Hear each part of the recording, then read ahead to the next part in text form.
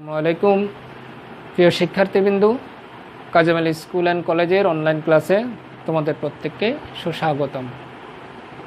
আজকে তোমাদের সাথে হাজির হয়েছি তোমাদের বইয়ের 11তম অধ্যায় নিয়ে, অর্থাৎ জীবাশ্ম অধ্যায়টি নিয়ে। এই অধ্যায়ে আমি সম্পূর্ণ জিনিসগুলো আলোচনা করব না, আমি শুধু আজকে আলোচনা করব অ্যালকেন নিয়ে, অর্থাৎ অ্যালকেন কি, কীভাবে অ্যালকেন প্রস্তুত করতে হয় এবং অ্যালকেনের ভৌত ও রাসায়নিক ধর্মাবলী, এই তিনটি গুরুত্বপূর্ণ টপিকস নিয়ে আজকে আলোচনা করব। তো শুরুতে আমরা জেনে নিই অ্যালকেন কি। তাহলে অ্যালকেন কি সেটা বোঝার জন্য আমি প্রথমে দুটো যৌগ লিখি। যেমন এটা হলো মিথেন, তারপরে এই যৌগটার নাম হলো ইথেন। তাহলে দেখো, আমরা এটাকে সংজ্ঞায়িত করতে পারি এভাবে, যে সকল সম্পৃক্ত হাইড্রোকার্বনে কার্বন পরমাণুসমূহ একক সমযোজী বন্ধনে আবদ্ধ এবং কার্বনের অন্যান্য যোজ্যতা হাইড্রোজেন দ্বারা পূর্ণ, তাকে অ্যালকেন বলে। ঠিক আছে, আমি আবার বলছি, যে সকল সম্পৃক্ত হাইড্রোকার্বনে কার্বন পরমাণুসমূহ একক সমযোজী বন্ধনে আবদ্ধ থাকে এবং কার্বনের যে আরও যোজ্যতা আছে, অর্থাৎ কার্বনের যোজনিত চারের মধ্যে যদি একটি কার্বনের সাথে কার্বনে আবদ্ধ থাকে, বাকিগুলো হাইড্রোজেন দ্বারা পূর্ণ থাকবে, এই ধরনের যৌগগুলোকে অ্যালকেন বলা হয়। যেমন মিথেন, ইথেন, একইভাবে আসবে প্রোপেন। যেমন মিথেন বলতে আমরা CH4 বলতে পারি, আর ইথেন বলতে আমরা বলতে পারি CH3 অর্থাৎ C2H6। এই সকল যৌগের একটি সাধারণ সংকেত থাকে, সেই সংকেতটা হলো CnH2n+2। তো আজকে আমি আলোচনা করব আসলে মূলত তোমাদের সাথে অ্যালকেন প্রস্তুতি নিয়ে। এই অ্যালকেন প্রস্তুতটা বিভিন্নভাবে হতে পারে, তার মধ্যে আমি কয়েকটি প্রস্তুত প্রণালী নিয়ে আজকে তোমাদের সাথে আলোচনা করব। শুরুতে আসো, 1 নম্বর প্রস্তুতিটা হলো, যেমন কার্বনের দুটি অক্সাইড আছে, একটি হলো কার্বন মনোঅক্সাইড, অন্যটি হলো কার্বন ডাই অক্সাইড। এই দুটি অক্সাইডের সাথে যদি আমরা, যেমন কার্বন মনোঅক্সাইড এবং কার্বন ডাইঅক্সাইড, এই দুটি কার্বনের অক্সাইডের সাথে যদি আমরা হাইড্রোজেন গ্যাস কি করে নিকেল প্রবাহকের উপস্থিতিতে 250 ডিগ্রি সেলসিয়াস তাপমাত্রায় কি করি, উত্তপ্ত করি, তাহলে কি হবে, অ্যালকেন তথা মিথেন উৎপন্ন হবে। মিথেন প্লাস এখানে হবে পানি, এখানে হবে মিথেন প্লাস কি পানি। ঠিক আছে, তো এটাকে সমতাকরণ করলে আমরা প্রথমে এখানে 3 দিতে পারি। 3 দিলে হাইড্রোজেন হলো 6টা, এখানে কয়টা আছে, 4টা, 4 2 6টা। ঠিক আছে, আর এটাকে যদি আমরা সমতা করতে হয় তাহলে কি করতে হবে, এখানে একটা 4 দিলে হাইড্রোজেন হলো 4টা, 4 2 8টা, আর এখানে 4, এখানে 2। ঠিক আছে, এটা খুব সহজ একটি প্রস্তুত প্রণালী। তবে এই প্রস্তুত প্রণালীর একটা লিমিটেশন হলো, এই প্রক্রিয়ায় শুধু আমরা মিথেন প্রস্তুত করতে পারি, অন্যান্য অ্যালকেন সমূহ যেমন ইথেন, প্রোপেন, বিউটেন, ফ্যান্টেন ইত্যাদি অ্যালকেন সমূহ আমরা চাইলে প্রক্রিয়া প্রস্তুত করতে পারি না। তাই আমরা আরও একটি প্রস্তুত প্রণালী নিয়ে এখন আলোচনা করব, 2 নম্বর প্রস্তুত প্রণালী। 2 নম্বর প্রস্তুত প্রণালীটা খুব ইম্পর্টেন্ট একটি প্রস্তুত প্রণালী, সেটা হলো ডিকার্বক্সিলেশন বিক্রিয়া। তো আসো প্রথমে জেনে নিই ডিকার্বক্সিলেশন বিক্রিয়াটা কি। ডিকার্বক্সিলেশন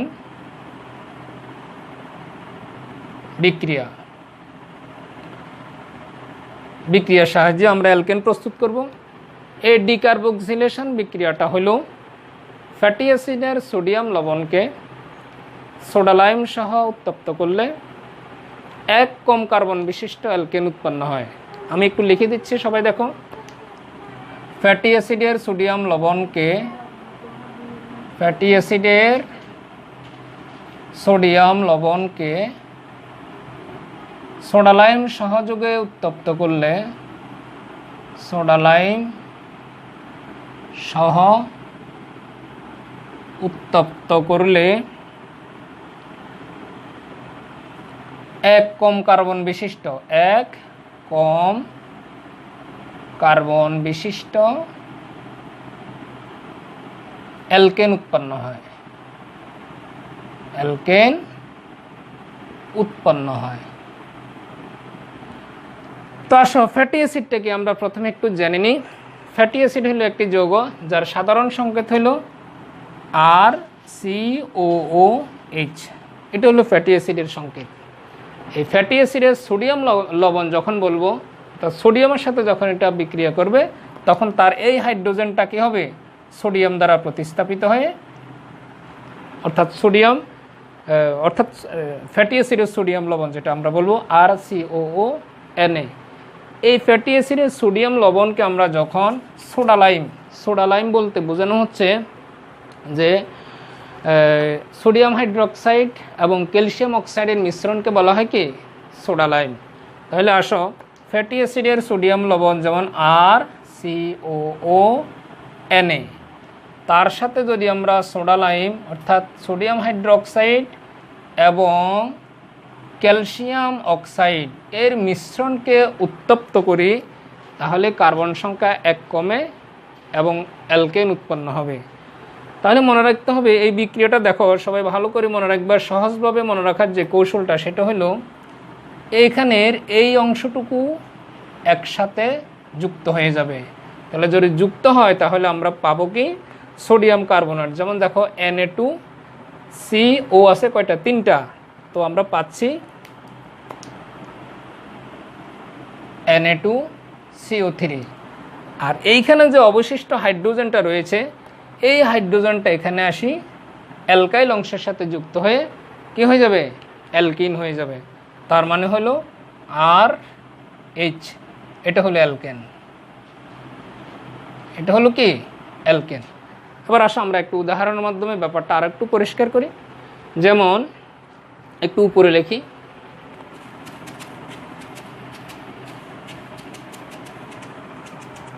যেমন আমরা এখন যদি অ্যালকাইল মূলকের ক্ষেত্রে আমরা যদি লিখি, যেমন CH3 CH2 CH2 COONA, অর্থাৎ সোডিয়াম বিউটানোয়েট।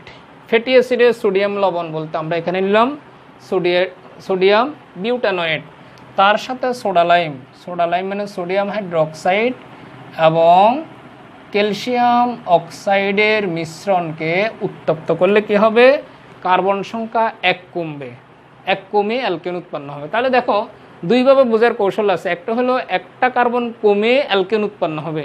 এখানে কার্বন আছে 1 2 3 4, চারটা কার্বন আছে। একটা কার্বন যদি কমে যায় তাহলে হবে 3টা কার্বন, এবং 3 কার্বন বিশিষ্ট যে অ্যালকেন সেটির নাম হলো কি প্রোপেন। তাহলে প্রোপেন উৎপন্ন হবে, সাথে সোডিয়াম কার্বনেট উৎপন্ন হবে। আরেকভাবে মনে রাখার কৌশল যেটা দেখাইছিলাম তোমাদেরকে, যে এইখানে দেখো এই অংশটুকু একসাথে হয়ে যাবে, এখানে একসাথে হয়ে কি হবে, সোডিয়াম কার্বনেট হবে। কি হবে, সোডিয়াম কার্বনেট Na2CO3। তারপরে দেখো এই হাইড্রোজেনটা অ্যালকাইল অংশের সাথে যুক্ত হয়ে যাবে। তো দাঁড়াচ্ছে কি CH3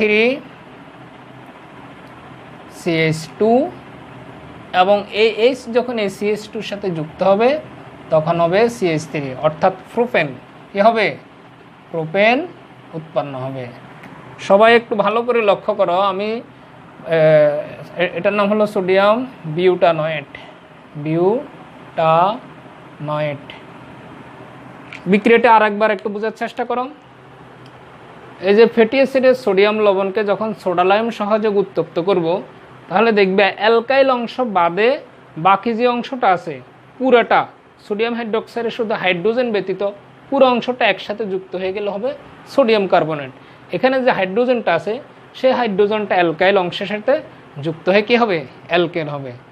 তাহলে দেখো এখানে আমরা যে সোডিয়াম বিউটানোয়েট নিলাম, এই সোডিয়াম বিউটানোয়েটের সাথে যখন সোডা লাইমকে আমরা উত্তপ্ত করলাম, তাহলে দেখো এতটুকু অংশ একসাথে হয়ে যাবে, একসাথে হয়ে কী হবে, সোডিয়াম কার্বনেট, এবং এই হাইড্রোজেনটা অ্যালকাইল অংশের সাথে যুক্ত হয়ে কী হবে, CH3 CH2 CH3। আরেকভাবে বোঝার কৌশল আমি বলেছিলাম যে এখানে মূল কার্বন মূল শিকলে অর্থাৎ যতটা কার্বন থাকে তার থেকে একটি কার্বন কমে অ্যালকেন উৎপন্ন হবে। যেমন এখানে যেহেতু সোডিয়াম বিউটানয়েড, তাহলে কার্বন আছে কয়টা? 4টি কার্বন, 1 2 3 4। তো 4 কার্বন থেকে একটি কার্বন কমবে এবং একটি কার্বন কমলে হবে আর 3 কার্বন, এবং এই 3 কার্বন বিশিষ্ট যে অ্যালকেনটা সেটার নাম হলো প্রোপেন। তুমি সহজে চাইলে ওইভাবে লিখে দিতে পারো যে কার্বন সংখ্যা 1 কমে যে অ্যালকেনটা হবে সে অ্যালকেনটা তুমি সরাসরি বসিয়ে দিতে পারো এবং অলওয়েজ এখানে সোডিয়াম কার্বনেট উৎপন্ন হবে। তাহলে মনে রাখতে হবে এখানে তোমাকে যে যৌগটা প্রস্তুত করতে হবে, যদি তোমাকে প্রোপেন প্রস্তুত করতে হয় তাহলে 4 কার্বন বিশিষ্ট ফ্যাটি অ্যাসিডের সোডিয়াম লবণ নিতে হবে, অর্থাৎ সোডিয়াম বিউটানয়েড। একইভাবে যদি তোমাকে ইথেন প্রস্তুত করতে হয় তাহলে 3 কার্বন বিশিষ্ট ফ্যাটি অ্যাসিডের সোডিয়াম লবণ নিতে হবে, যেমন সোডিয়াম প্রোপানয়েড। ঠিক আছে? যদি তোমাকে মিথেন প্রস্তুত করতে বলে তাহলে 2 কার্বন বিশিষ্ট ফ্যাটি অ্যাসিডের সোডিয়াম লবণ, যেমন সোডিয়াম ইথানয়েড নিতে হবে। ঠিক আছে?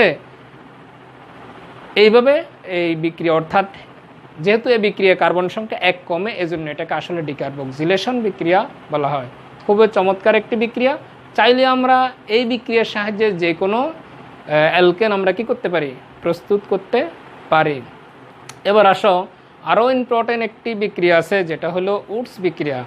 এই উডস বিক্রিয়াটা তোমাদের বইয়ে নেই, তারপরও আমি আলোচনা করছি, খুবই ইম্পর্টেন্ট। আসলে তোমাদের আসলে কিছু জিনিস, 2-1টা জিনিস বইয়ের বাইরের থেকেও জানার দরকার হয়। কিছু কিছু সময় আমাদের এই জিনিসগুলো জানাটা আসলে অত্যাবশ্যক হয়ে পড়ে। জেনে নিলে দোষের কিছু নেই, খুব সহজ। আমি সহজ করে বুঝিয়ে দিচ্ছি, সবাই মনোযোগ দিয়ে দেখো। সেটা হলো উডস বিক্রিয়া। এখন আমরা অ্যালকেন প্রস্তুতির যে 3 নম্বর প্রস্তুতি সেটা আলোচনা করব। তো আসলে জেনে নিই উডস বিক্রিয়াটা কি। উডস বিক্রিয়াটা আসলে নামকরণ হয়েছে উদ্ভাবকের নাম অনুসারে।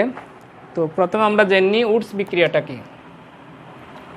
উডস বিক্রিয়া হলো অ্যালকাইল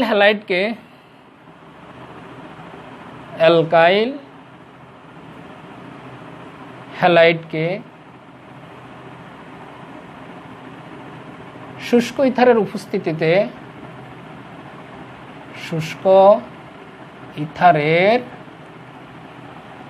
উপস্থিতিতে সোডিয়াম সহ উত্তপ্ত করলে দ্বিগুণ কার্বন বিশিষ্ট অ্যালকেন উৎপন্ন হয়। দ্বিগুণ কার্বন বিশিষ্ট অ্যালকেন উৎপন্ন হয়। বিশিষ্ট কি হবে?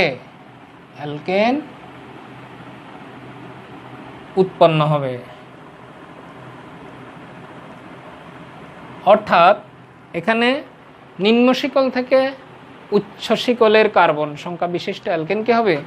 উৎপন্ন হবে। তো প্রথমে অ্যালকাইল হ্যালাইড এই অংশটাকে আমরা বলি অ্যালকাইল মূলক, আর হ্যালোজেনের সাধারণ সংখ্যা হলো X, তাহলে RX যেটা আছে এটাকে আমরা বলি অ্যালকাইল হ্যালাইড। এই অ্যালকাইল হ্যালাইডকে যখন আমরা শুষ্ক ইথারের উপস্থিতিতে কি করব? শুষ্ক ইথার, এই ইথারের উপস্থিতিতে যখন আমরা উত্তপ্ত করব তখন কি হবে?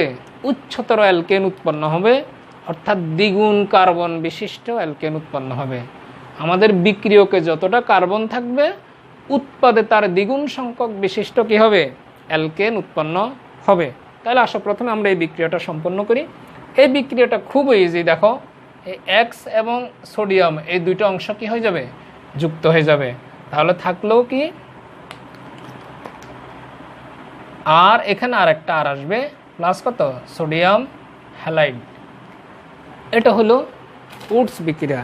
এই অংশটার নাম হলো অ্যালকেন, এটার নাম হলো কি? অ্যালকেন। তাহলে দেখো, এই যে অ্যালকেন যে অংশটা, এটা বলছিলাম দ্বিগুণ হয়ে যাবে, যেহেতু এখানে অ্যালকাইল মূলকে একটা আর আছে, তাহলে উৎপাদে গিয়ে কি হয়ে যাবে? ডাবল হয়ে যাবে, অর্থাৎ অ্যালকেন উৎপন্ন হবে। আবার আমরা বিষয়টা একটু উদাহরণের মাধ্যমে স্পষ্ট করতে চাই। যেমন অ্যালকাইল মূলক হিসেবে যদি আমি মিথাইল মূলক নিই, যেমন CH3, এবং হ্যালোজেন হিসেবে যদি আমি আয়োডিন নিই তার সাথে যদি সোডিয়াম সহ আমরা কি করি, ড্রাই ইথার অর্থাৎ শুষ্ক ইথার এর উপস্থিতিতে যদি আমরা উত্তপ্ত করি, তাহলে কি হবে, দ্বিগুণ কার্বন বিশিষ্ট অ্যালকেন উৎপন্ন হবে। খুব ভালো করে মনে রাখবে। তুমি যদি কি বলে উডস বিক্রিয়াটা কি, এটা যদি তুমি মনে রাখতে পারো, তাহলে কিন্তু তোমার যেটা উৎপন্ন হবে সেটা তুমি খুব সহজে লিখতে পারবা। যেমন দ্বিগুণ সংখ্যক কার্বন বিশিষ্ট অ্যালকেন উৎপন্ন হবে, এখানে কার্বন আছে একটা, তাহলে একের ডাবল 2 অর্থাৎ দ্বিগুণ সংখ্যক কার্বন বিশিষ্ট অ্যালকেনের নাম হলো ইথেন, CH3। ঠিক আছে। আর একটু আগে বলছিলাম যে এই অংশটা কি হয়ে যাবে, সবসময় একসাথে হয়ে যাবে। তাহলে হবে কি, সোডিয়াম আয়োডাইড। আর এটাকে যদি আমরা একটু ব্যালেন্স করি, তাহলে এখানে একটা 2 দিতে হবে আর এখানে একটা 2 দিতে হবে। ঠিক আছে। তাহলে এখানেও একটা কি দিতে হবে, 2 দিতে হবে। এখানে একটা 2 আর এখানে একটা 2 দিতে হবে। তাহলে এটার নাম হলো উডস বিক্রিয়া। কি বলছিলাম, উডস বিক্রিয়া। অর্থাৎ উডস বিক্রিয়ার সাহায্যে আমরা কি করতেছি, অ্যালকেন উৎপন্ন করতেছি। এক্ষেত্রে মনে রাখতে হবে যে যেহেতু দেখো এই ডাবল হয়ে যাচ্ছে, অর্থাৎ জোড় কার্বন বিশিষ্ট অ্যালকেন উৎপন্ন হচ্ছে, এজন্য এটাকে বলা হচ্ছে নিম্ন শিকল থেকে উচ্চ শিকল বিশিষ্ট অ্যালকেন প্রস্তুত করার প্রক্রিয়া। আরেকটা উদাহরণ দিই আমরা, তাহলে এটার নাম হলো কি, ইথেন। আরেকটা উদাহরণ দিই, যেমন CH3 CH2। আমরা হ্যালোজেন হিসাবে এখন ক্লোরিন বা ব্রোমিন নিতে পারি, যেমন নিলাম মনে করো ব্রোমিন। তাহলে ইথাইল ব্রোমাইডকে আমরা সোডিয়াম সহ শুষ্ক ইথারের উপস্থিতিতে কি করব, উত্তপ্ত করব। শুষ্ক ইথারের উপস্থিতিতে কি করব, উত্তপ্ত করব। খুবই সহজ। দেখো সবাই ভালো করে লক্ষ্য করো, এই যে হ্যালোজেন অংশ এবং সোডিয়াম অংশ এই দুটো একসাথে হয়ে যাবে। একসাথে হলে কি হবে, সোডিয়াম ব্রোমাইড। তাহলে কি যৌগটা উৎপন্ন হবে, সোডিয়াম ব্রোমাইড উৎপন্ন হবে। আর এই অংশটা যেটা আছে, অ্যালকাইল অংশ যেটা আছে, এখানে 2 কার্বন বিশিষ্ট একটা অ্যালকাইল মূলক আছে, এটা ডাবল হয়ে যাবে। ডাবল হয়ে এখানে কি হবে, অ্যালকেন উৎপন্ন হবে। তার মানে হবে CH3 CH2 কত, CH3 অর্থাৎ বিউটেন, যেটাকে আমরা C4H8 লিখতে পারি। এই হলো উডস বিক্রিয়া। ঠিক আছে। তাহলে আমরা 3 নম্বর প্রস্তুত প্রণালীও গেল। এবার আসো 4 নম্বর প্রস্তুত প্রণালী যেটা আছে সেটা খুবই সোজা।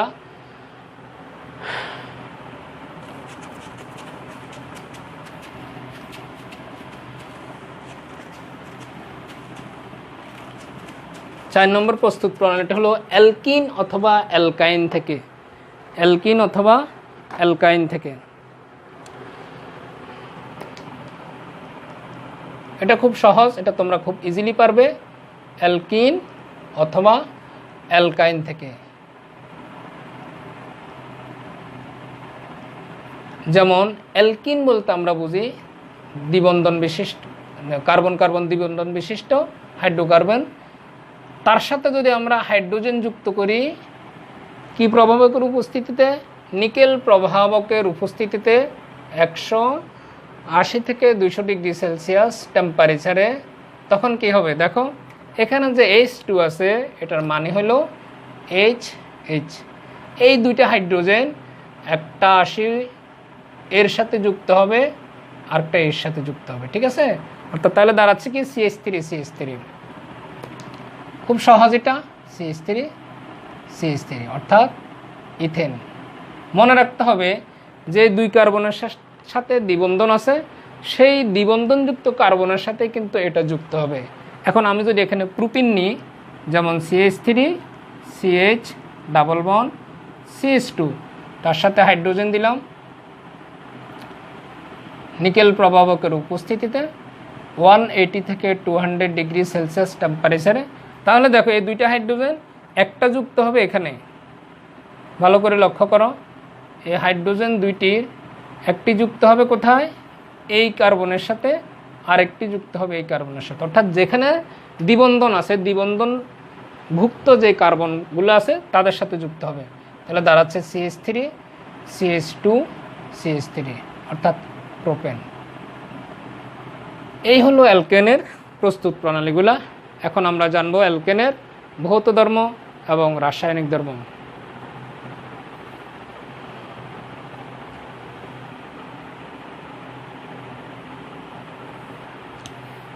প্রিয় শিক্ষার্থীবৃন্দু, আমরা আলোচনা করছিলাম অ্যালকেন প্রস্তুতি। এখন আলোচনা করব অ্যালকেনের ভৌত রাসায়নিক ধর্মাবলী। তো ভৌত ধর্মাবলী নির্ভর করে অ্যালকেনের সাধারণত কার্বন সংখ্যার উপর নির্ভর করে।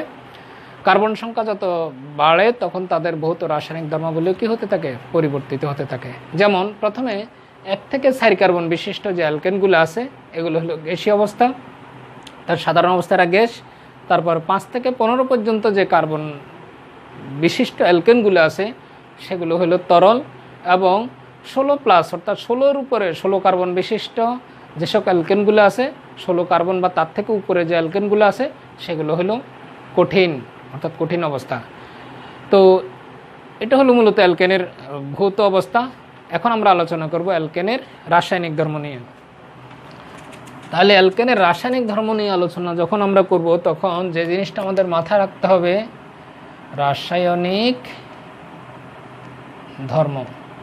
তো আমরা দেখলাম যে আসলে যে অ্যালকেন সমূহ, এই অ্যালকেন সমূহে সাধারণত শক্তিশালী সমযোজী বন্ধনে কি থাকে, আবদ্ধ থাকে।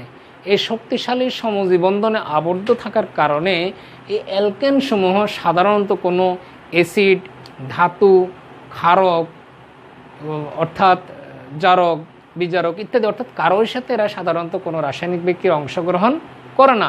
বিদে এদেরকে প্যারাপিন বলা হয়। কি বলা হয়? প্যারাপিন বলা হয়। অর্থাৎ অ্যালকেন সমূহের মধ্যে শক্তিশালী সমযোজী বন্ধনে আবদ্ধ থাকার কারণে এই অ্যালকেন সমূহ কী করে না, কোনো শক্তিশালী অ্যাসিড, জারক, বিজারক, ক্ষারক কিংবা ধাতু কারোর সাথে কি করে না, বিক্রিয়া করে না। বিদায় এদেরকে বলা হয় কি, প্যারাফিন।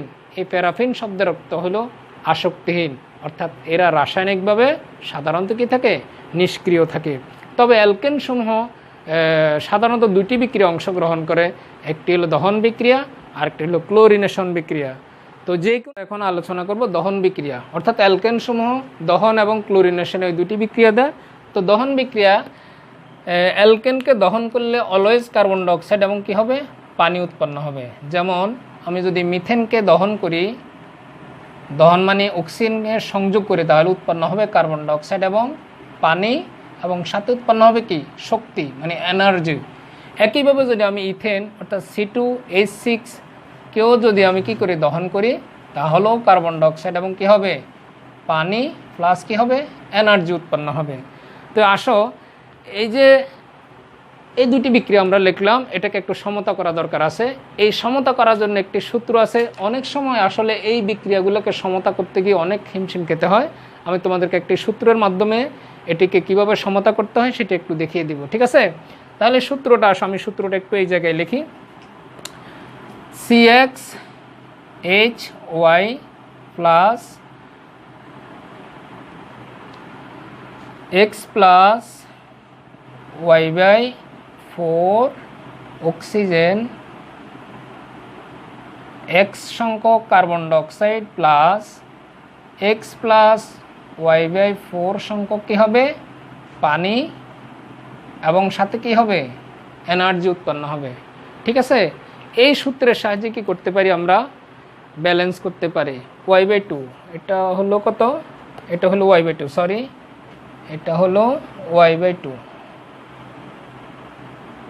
Y/2 পানি উৎপন্ন হবে, ঠিক আছে? তাহলে আসো,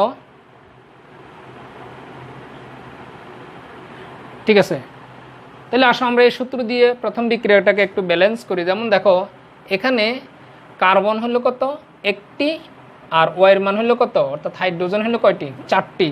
তাহলে দেখো ফরের ক্ষেত্রে যেটা আসছে X প্লাস Y/4, তার মানে X এর মান হলো কত, 1, এবং ওয়াইয়ের মান হলো কত, 4। তাহলে 4কে 4 দ্বারা ভাগ করলে কত হয়, এখানে 2 হয়। তার মানে আমরা যেটা দেখলাম অক্সিজেন হবে কত, 2 মোল, অর্থাৎ এখানে 2 মোল অক্সিজেন হবে। তারপরে আসো X সংখ্যক কার্বন ডাইঅক্সাইড। তো X এর মান যেহেতু এখানে 1, তাহলে আমাদের 1 আর দিতে হবে না। এবার আসো পানি কয় অণু উৎপন্ন হবে, Y/2। তো ওয়াই এর মান হলো কত এখানে? ওয়াই এর মান হলো এখানে 4। দেখো CXHY মানে ওয়াই এর মান হলো কত? 4। তাহলে 4কে যদি আমি 2 দিয়ে ভাগ করি তাহলে হবে কত? 2। তার মানে এখানে 2 মোল পানি উৎপন্ন হবে, সাথে এনার্জি উৎপন্ন হবে। একইভাবে দ্বিতীয় বিক্রিয়াটাকেও আমরা যদি ব্যালেন্স করি তাহলে কি আসে দেখো, এই সূত্র দিয়ে, এই সূত্রটা খুব ইম্পর্টেন্ট, তোমরা এই সূত্র দিয়ে খুব ইজিলি ব্যালেন্স করতে পারো। যেমন এখানে x এর মান হলো 2, y এর মান হলো কত? 6। তাহলে CXHY। এবার আসো অক্সিজেন কত হবে? x + y/4। তার মানে x এর মান হলো কত? 2 + y/4, y এর মান হলো 6, নিচে হলো কত? 4। এটাকে যদি আমরা ক্যালকুলেশন করি তাহলে কত আসে? তাহলে আসলো এখানে 2 দিয়ে কাটলে হয় 3, আর এটা কাটলে 2, তার মানে 2 ভাগে 2 4 3 7, অর্থাৎ 7/2। তার মানে অক্সিজেন হলো কত? 7/2 মোল। এখানে অক্সিজেন হলো 7/2 মোল। এবার আসো কার্বন ডাইঅক্সাইড হলো কত? x মোল।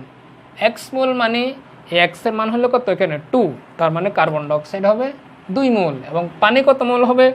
y/2। y এর মান হলো এখানে 6, 6কে যদি আমরা 2 দ্বারা ভাগ করি তাহলে হবে 3, তার মানে পানি হবে 3 মোল। এবং সাথে কি হবে? শক্তি উৎপন্ন হবে। এইভাবে যে কোনো অ্যালকেনকে যদি তুমি দহন করো তাহলে অলওয়েজ কার্বন ডাইঅক্সাইড এবং পানি উৎপন্ন হবে, এবং ব্যালেন্স করবে এই সূত্রটা দিয়ে। খুবই ইম্পর্টেন্ট একটি সূত্র, এটা দিয়ে খুব ইজিলি তুমি ব্যালেন্স করতে পারবে। তারপর আসো ক্লোরিনেশন বিক্রিয়া।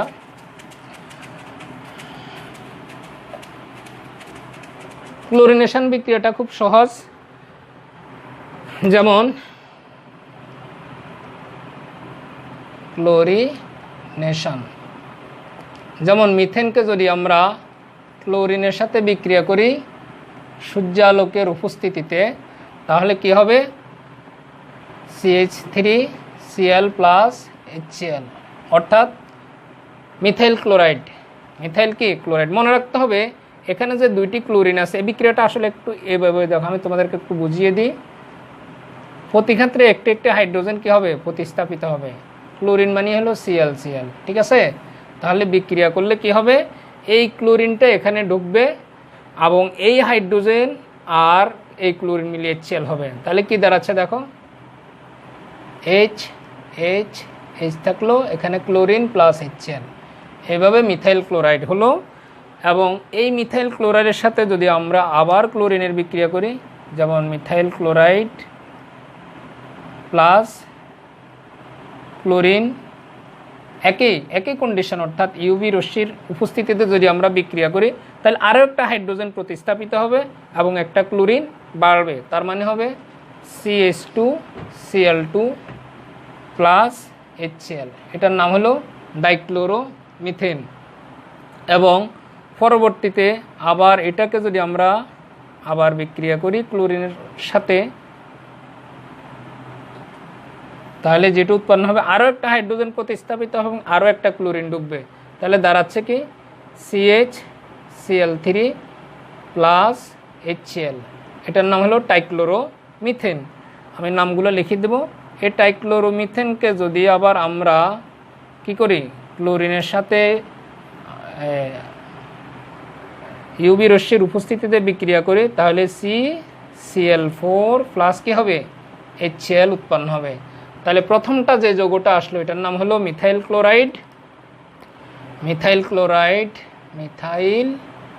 ক্লোরাইড, তারপরে এটার নাম হলো ডাইক্লোরোমিথেন,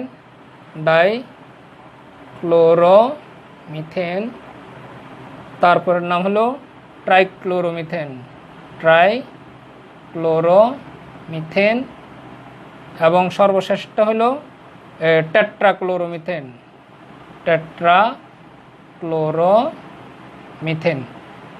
এই যে যৌগগুলো আছে এই যৌগগুলোর এক একটা ব্যবহার আছে। যেমন এই যে মিথাইল ক্লোরাইড, যেটা এই মিথাইল ক্লোরাইডটা তোমার ব্যবহার হয় সাধারণত এই অ্যালকোহল, অ্যালডিহাইড, জৈব অ্যাসিড প্রস্তুতিতে। তাহলে কি বলছিলাম? এই মিথাইল ক্লোরাইড কোথায় ব্যবহার হয়? অ্যালকোহল, অ্যালডিহাইড এবং জৈব অ্যাসিড প্রস্তুতিতে।